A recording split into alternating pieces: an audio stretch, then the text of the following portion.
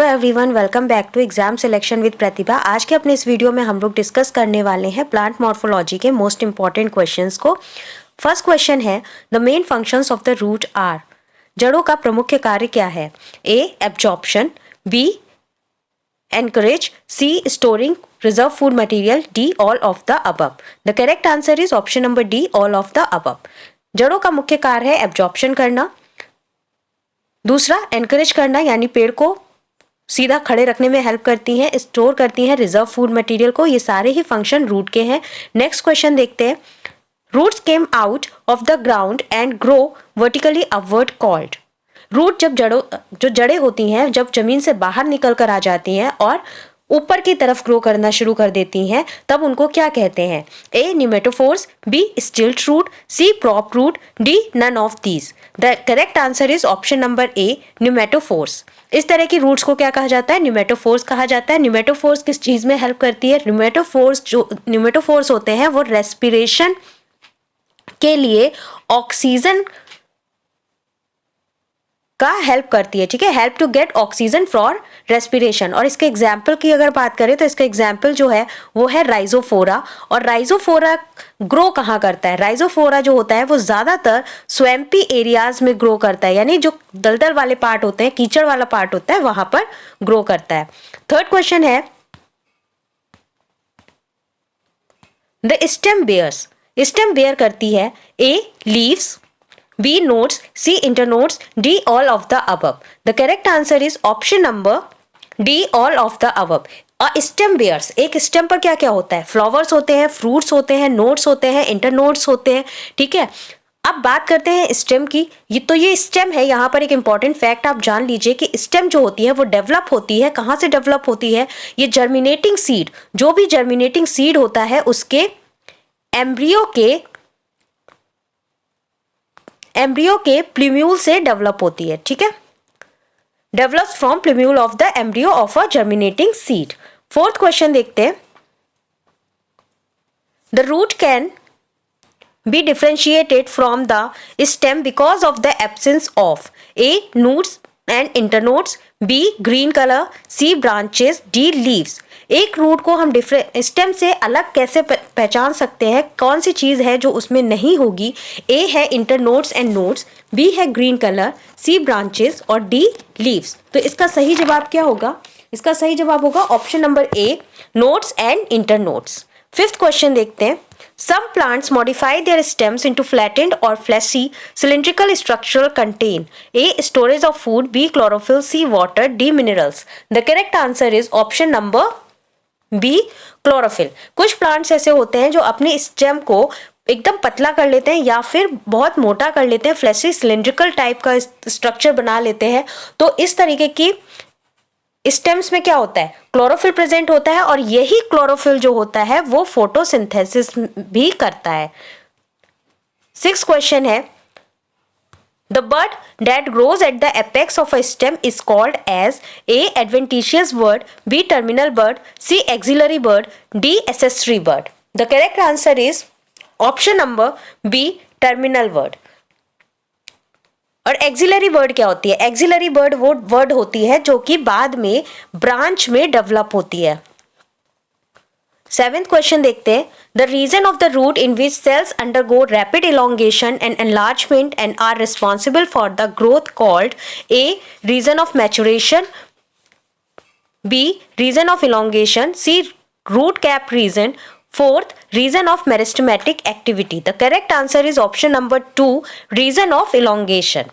Eighth question देखते हैं, the storage root in a turnip is a modified A stem, B leaf, C adventitious root, D tap root. The correct answer is option number D, tap root. turnip के अलावा tap root किस में पाई जाती है? Carat में पाई जाती है। Turnip और कैरेट में टैप रूट पाई जाती हैं, और एडवेंटिशियस रूट किस में पाई जाती है? इसका एग्जाम्पल जो होगा वो होगा हमारा स्वीट पोटैटो।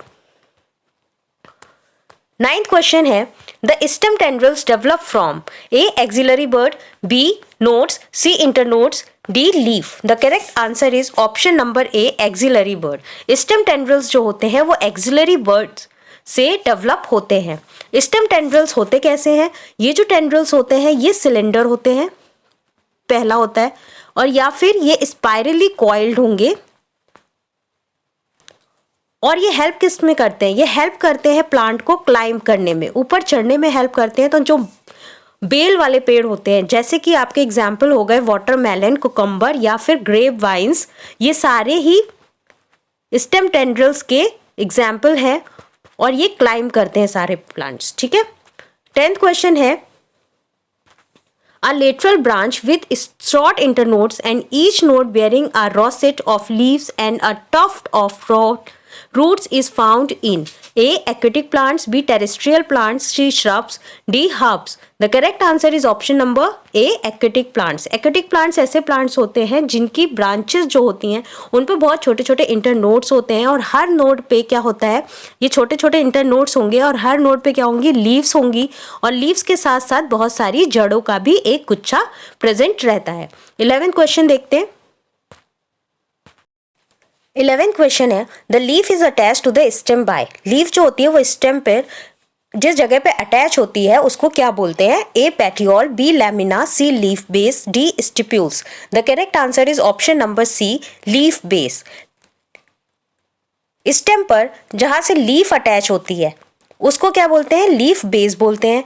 लीफ बेस क्या होता है? एक टिपिकल लीफ में अगर हम लीफ की बात करें तो एक लीफ का स्ट्रक्चर जो होता है वो उसके 3 मेन पार्ट्स होते हैं। पहला पार्ट जो होता है वो होता है लीफ बेस, दूसरा पार्ट होता है पेटियोल, और इसके अलावा थर्ड पार्ट जो होता है उसको बोलते हैं लैमिना। 12th क्वेश्चन है हमारा, the stem directly develops from A. Cotyledons, B. Radicle, C. Plumule, D. Integuments. The correct answer is option number C, plumule. जो स्टेम होती है वो डायरेक्टली प्लूम्यूल से डेवलप होती है। 13th क्वेश्चन है, root hairs are. Root hair कैसे होते हैं? A. Unicellular, B. Multicellular, C. Acellular, D. Bicellular. The correct answer is option number A, unicellular. Root hairs जो होते हैं वो यूनिसेलुलर्स होते हैं। 14th क्वेश्चन है, फाइलोटैक्सी मीन्स। फाइलोटैक्सी का मतलब क्या है? A. pattern of arrangement of leaves on the stem or branch, B. arrangement of flower, C. study of leaves, D. none of these. The correct answer is option number A, pattern of arrangement of leaves on the stem or branch. ये एक pattern होता है कि किस तरीके से leaves जो हैं वो स्टेम पे अटैच हैं, तो उसको क्या बोलते हैं? फाइलोटैक्सी बोलते हैं। अब ये जो अरेंजमेंट होता है ये कितने टाइप का होता है? ये 3 टाइप्स का अरेंजमेंट होता है। पहला अरेंजमेंट जो होता है वो होता है अल्टरनेट टाइप का। अल्टरनेट में क्या होता है, जैसे ही आपकी स्टेम है तो एक लीफ अगर यहाँ पर है तो एक लीफ इसके अल्टरनेट यहाँ पर होगी, ये लीफ यहाँ पर है, ये इसके अल्टरनेट यहाँ पर होगी। ठीक है, तो इस तरीके की जो लीव्स होती हैं, अल्टरनेट लीव्स स्ट्रक्चर जो पाया जाता है, अरेंजमेंट जो पाया जाता है वो किस में पाया जाता है? चाइना रोज में पाया जाता है, इसका एग्जाम्पल है। उसके अलावा ये मस्टर्ड में पाया जाता है। नेक्स्ट जो होता है, नेक्स्ट टाइप का पैटर्न जो होता है वो होता है अपोजिट पैटर्न। अपोजिट पैटर्न में क्या होता है, लीव्स जो होती हैं वो एक दूसरे के अपोजिट होती हैं। यहाँ पर एक लीफ है, इसके अपोजिट ही दूसरी लीफ होगी, यहाँ इसके अपोजिट दूसरी लीफ होगी। इस तरीके की लीव्स किस में पाई जाती है? गुआवा प्लांट्स में पाई जाती हैं।